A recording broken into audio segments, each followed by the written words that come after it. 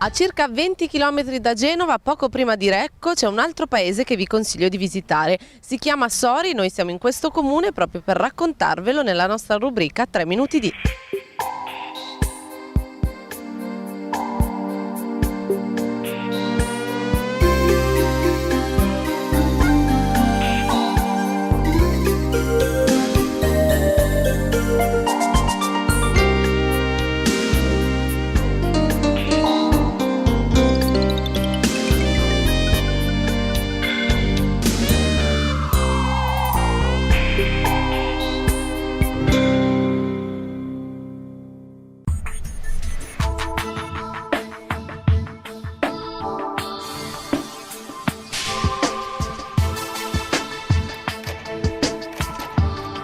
Tra i luoghi di interesse da vedere a Sori vi consiglio di visitare la chiesa di Santa Margherita nel centro del paese, eretta nei primi decenni del 1700.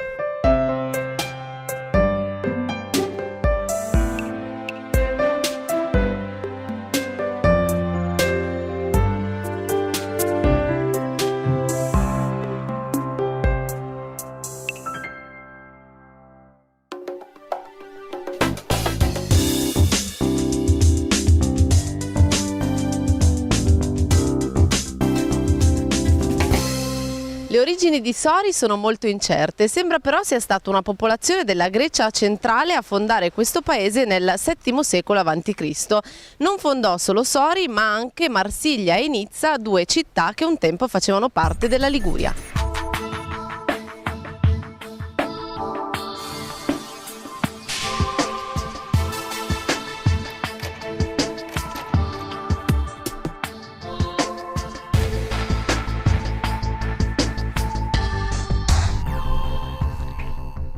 Oggi Sori, anche se non ha la valenza turistica di qualche tempo fa, è una località balneare poco distante da Genova, dove si può passare una vacanza in totale tranquillità.